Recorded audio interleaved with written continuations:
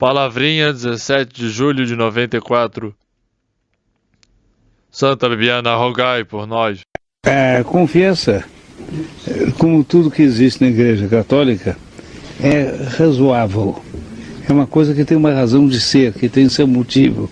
E, portanto, para explicar como é que se deve fazer para ter a confiança, é preciso compreender o que é confiança, qual é o fundamento da confiança. Poderia dizer, eu confio porque, baseado na fé, é razoável confiar.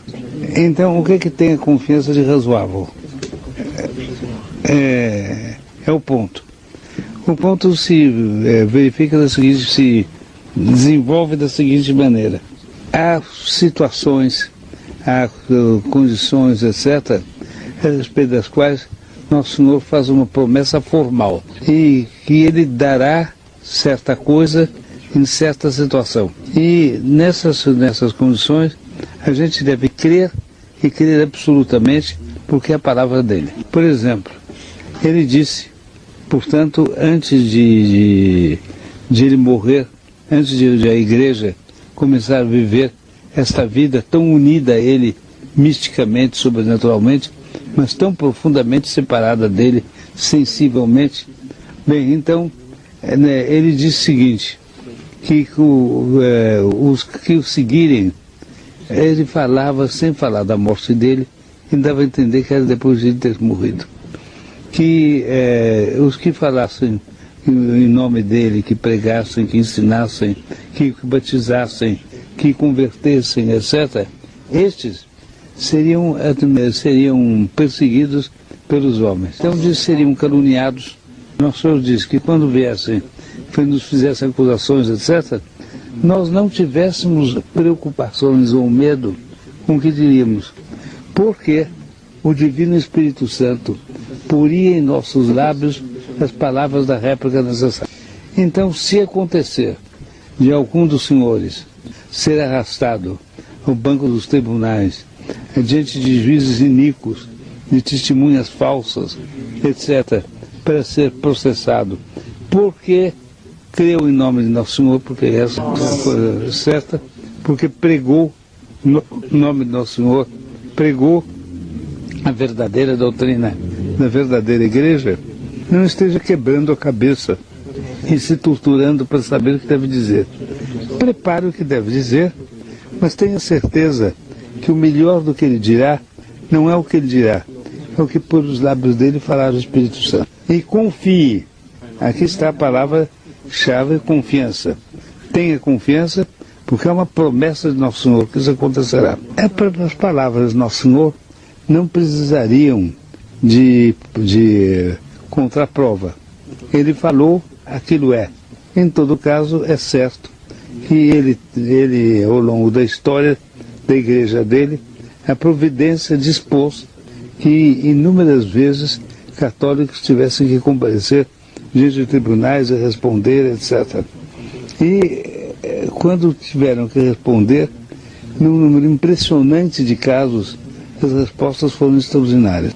A gente vê isso desde o tempo das perseguições dos tempos romanos, etc., até nossos dias. Apertados, os católicos encontram muitas vezes respostas que deixam os próprios juízes aturdidos. Por exemplo, eu me lembro uma coisa que é uma resposta a todo o Coliseu. Alguns dos senhores com certeza já viram o Coliseu em Roma. Outros que não viram, viram fotografias. É um monumento que está meio em ruínas, em forma circular. Na arena daquele movimento, os senhores sabem que soltavam feras, havia também instrumentos de tortura, etc. E havia uma tribuna para o imperador. Os imperadores eles chamavam de César, por causa de Caio Júlio César, que foi o primeiro imperador. Então o César ficava sentado esplendidamente, você pode imaginar, em uma loseira da tribuna do César. Bem, e embaixo aqueles coitados que iam sofrer os últimos tormentos por amor a Nosso Senhor. Muitas vezes a pergunta de todo o povo era essa. Eles não perguntavam formalmente, mas era a interrogação que estava na cabeça. O que está na cabeça desses para não sacrificarem um pouco de incenso para esses ídolos que estão aqui dentro? Ali dentro um ídolo e com um incenso e uma chama.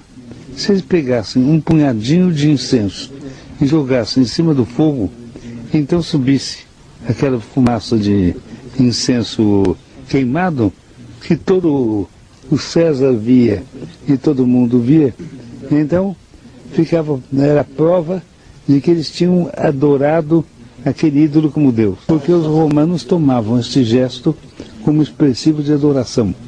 Bem, então pergunta, esses homens estão aqui, são homens, são mulheres, são crianças, são velhos, são de pessoas de todas as condições sociais, alguns são de famílias tão antigas que foram famílias de fundadores de Roma, famílias que existiam já antes de Roma ser fundada e que constituíam a nobreza romana. Depois tinha famílias de generais, famílias de jurisconsultos, famílias de artistas, de grandes políticos, homens de Estado. Tudo isso tem um certo lustre. Estavam ali no meio de escravos, no meio de gente da mais humilde condição, todos presos pelo meio, porque foi dada uma raspagem policial nas catacumbas, foi levado todo mundo preso. E como acontece numa igreja católica, tem pessoas de todas as condições que estão presas, que se prenderem, prendem de todo mundo de todas as condições. Mas eles se espantavam de ver, no meio daquela jantarada, de repente uma nobre, uma dama, um senhor, que eles estavam habituados a ver desfilar em Roma, em liteiras, com as varas, etc., todas revestidas de marfim, com aplicações de ouro, usando joias, as mulheres, os homens anéis, etc., de grande valor, tecidos finíssimos, metidos com aquela gente toda. E a pergunta era, por que eles vão morrer? O que existe nisto? Um homem, um senhor, sentado na arquibancada, não compreendia se podia fazer aquilo. Às vezes faziam. Mas era conveniente dar ao povo uma certa explicação. Então, de vez em quando, eles diziam alguma coisa alta. Uma das coisas mais bonitas que se disseram aí foi de Santo Isidoro. Ele já era velho, tinha percorrido uma longa vida de virtude, estava convertido e foi preso com os outros e levado para lá. Bem, chegou lá, ele viu leões lá com os dentes e ele fez alto, em altas vozes, para todo o Coliseu ouvir. Ele disse, meu Deus, fazei com que meu corpo, na boca desses leões, seja como o trigo que é moído para ser depois transformado em pão. Seja o meu corpo e o meu sangue destruídos e oferecidos a vós, que sois o único Deus verdadeiro. Os leões pularam em cima dele e fizeram isso. Ele até fez uma comparação, que eu seja triturado como o trigo é triturado para depois transubstanciar-se na hora. Grande gesto de alcance dramático para a história inteira do mundo. Algum tempo depois, talvez 100 anos antes, não sei bem, um outro fato. Martírio de São Vicente na Espanha. Esse primeiro martírio foi em Roma. O de São Vicente foi na Espanha. Ele era daquela região e foi preso porque católico, recusou-se a renunciar à fé católica e então foi condenado à morte e foi levado para ser queimado vivo. E então arranjaram uma espécie de estrado furado, onde ele estava deitado, tinha o elemento necessário para o corpo dele não cair, e embaixo acenderam fogo em toda a extensão e começaram a tocar fogo nele. Os senhores podem imaginar muito bem as dores que isso deveria produzir, depois atingindo imediatamente a respiração, por causa dos pulmões, quer dizer, a respiração tornando-se irregular, ofegante, e podendo determinar de um momento para outro, a paralisação do coração, todas as coisas possíveis. Ele deitado lá, parece que ele era corpulento, pelo que se conta, porque as pernas dele estavam amarradas assim para cima e a parte de baixo das pernas queimava também. E ele via gotas da gordura dele caíam no chão. Uma coisa do outro mundo, escorriam ao longo de fios e caíam no chão. Quando chegou o que ele sentiu, que ele estava inteiramente queimado nas costas, como? Quando ele sentiu que estava inteiramente queimado nas costas, ele disse: podem me pôr de bruços agora, porque de trás eu já estou todo queimado. Com uma naturalidade absoluta, Deus permitiu que os carrascos o pusessem de bruços. Eu não preciso contar aos senhores qual era o efeito do incêndio da cabeça. As chamas entrando dentro das cavidades oculares e lambendo as cavidades oculares, o cérebro que começava a arder, pelo nariz entrando matérias que obstruíam a respiração, uma coisa horrorosa. Ele morreu em paz, justificando aquela palavra da Escritura: Beati mortu qui in domino moriuntur. Bem-aventurados sejam os mortos que morrem no Senhor. Como explicar isto? Está confiando. No que? De que jeito? Por quê? Onde é que entra a confiança com isso? A igreja nos ensina que essas coragens assim são superiores à coragem humana comum. Ainda que se tome um herói do tempo de César, que matou não sei quantos gauleses, ou cartagineses, etc., ele tem uma coragem comum. Ele está lutando por uma causa que é o interesse de Roma em conquistar Cartago, por exemplo, nas guerras com os cartagineses. Mais ou menos como um comerciante tem interesse em fazer um bom negócio às custas de um outro. É uma coisa mais ou menos assim. Bem, para isto, Deus normalmente não dá graças extraordinárias. Ele dá graças comuns. E o homem de uma energia comum não tem forças para, se for preso e o quiserem queimar, por exemplo, se ele não der o dinheiro dele, um comerciante, depois de amarrado lá e que ele vê que vão queimar mesmo, ele conta onde está o dinheiro, não tem conversa. E seria um idiota se não fizesse? Um idiota, porque do que adianta morrer e deixar o dinheiro para os outros? Não tem sentido? Bem, e não morre mesmo, ele conta.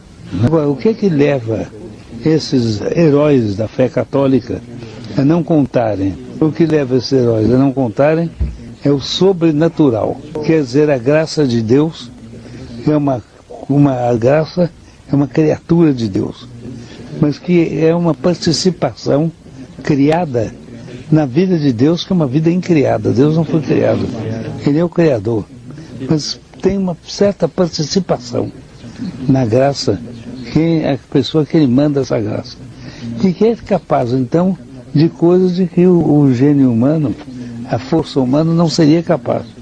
E Ele, então, faz coisas que estão estupendas. Quando é hora de discutir, Deus põe nos lábios dele palavras do Espírito Santo.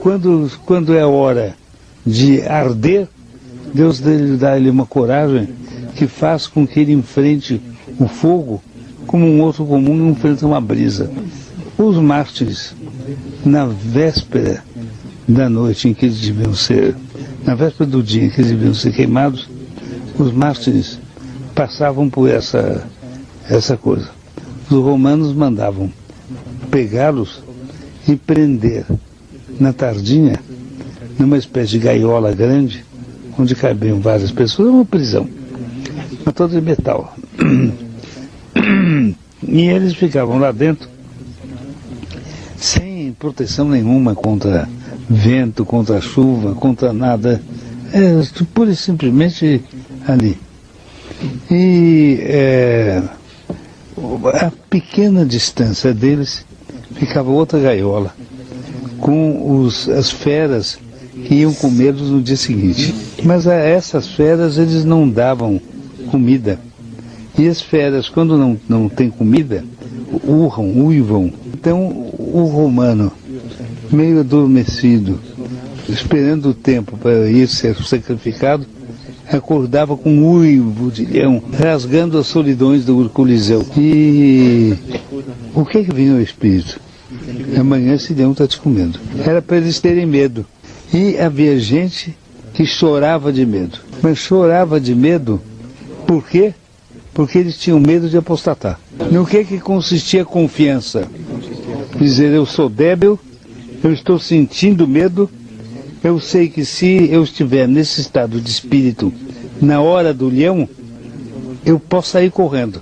Mas, se eu confiar em Nosso Senhor, em Nossa Senhora, se por meio de Nossa Senhora eu pedir a Nosso Senhor força, eu sou capaz de enfrentar o leão. Agora eu sou um poltrão, mas confiando em vós, Mãe de Deus e nós, confiando na eficácia de vossas preces a Nosso Senhor Jesus Cristo, eu sei que eu serei uma fera, que se for vossa vontade, meterei medo nas feras. Os que confiarem assim, serão protegidos. E ou meterão medo nas feras, ou meterão medo no César, ou meterão medo nos demônios. Se por um milagre viverem, terá um triunfo. Se morrerem, será uma glória. Nós temos que confiar nesse ponto. Nossa vida do católico é cheia de dificuldades, é cheia de inimigos, é cheia de obstáculos de toda ordem. Nós devemos confiar em que Nossa Senhora nos fará vencer esses obstáculos e fazer a vontade dela, por mais que custe, obter o impossível. Os senhores estão aqui nessa sala, nessa sede. É uma sede grande, é uma sede bonita. 60 anos, mais ou menos, eu morava nessa rua que passa aqui atrás, Itacolomi. E toda noite eu descia a pé com o doutor Adolfo, que é meu primo, que era menino nesse tempo. Ele morava perto de minha casa. Ele passava por minha casa, me pegava e descíamos a pé até onde hoje o oratório na Rua Martim Francisco. Nós tínhamos uma sede lá que é apenas o andar térreo daquela sede. Nós chegamos a ser uns 7 ou 8, que pensávamos como a TFP pensa, mas inteiramente rejeitados pelo movimento católico. Caluniados, perseguidos, calcados aos pés. Passamos mais de 5 anos sem conseguir uma pessoa nova que pertencesse ao TFP. O único amigo que tínhamos assim de fora, mas que não morava aqui, que não era membro da TFP, era um amigo, era o príncipe Dom Pedro Henrique, pai de Dom Luís e de Dom Bertrand. Ele tinha uma fazenda no Paraná e tinha negócios em São Paulo, como muitos fazendeiros do norte do Paraná têm. São Paulo e até Rio. E ele, portanto, de vez em quando passava por aqui. E sempre pousava, pelo menos uma noite, às vezes 2, 3 noites, em São Paulo para cuidar dos negócios dele. E ia quase toda noite até visitar a TFP. E fazia parte da roda. Mas, fora disso, absolutamente ninguém. Nosso número não crescia e nós parecíamos fadados à estagnação. Nós queríamos trabalhar para a derrubada da Revolução e a vitória da contra-revolução. Nada, nada, nada. No caso, Abbé Saint-Laurent, ter chamado o livro da confiança, que ensinava o seguinte: quando a graça se instalava, ela agia nas nossas almas, era Deus que falava. E aquilo que por influxo da graça nós queríamos, desejávamos, etc., isto, Deus, por esse efeito da graça, fazia compreender que ele iria dar. Mas que, em geral, ele tomava ares de que a coisa não ia ser dada, porque ele queria que a pessoa fosse provada na confiança. Eu cheguei à conclusão: nós devemos ser provadíssimos, porque se somos tão provados assim, é porque somos uma semente de um movimento novo. Vamos continuar a confiar. Hoje existe a TFP, em 24 ou 25 países. E o Dr. Borelli me mandou, há dias atrás, ontem, anteontem, qualquer coisa assim, ele me mandou uma comunicação. Ele é o que cuida dos nossos arquivos, né? Que ele tinha grande número de livros de vários autores que não da TFP, que falam da TFP. Ele tinha marcado, ele é um homem de uma capacidade de trabalho muito grande e muito meticuloso, muito calmo, muito objetivo, que ele tinha marcado já mais de 600 livros em vários países do mundo. Quando essa notícia me chegou, eu me lembrei da sedezinha da Roma e disse de mim para comigo: a vitória é de Nossa Senhora. Eu coloquei a minha confiança nela e ela correspondeu. E aqui estão os senhores, filhos da confiança. Espero ter respondido a pergunta, caro pergunteiro gaúcho. Eu já vou para outras reuniões com outra gente.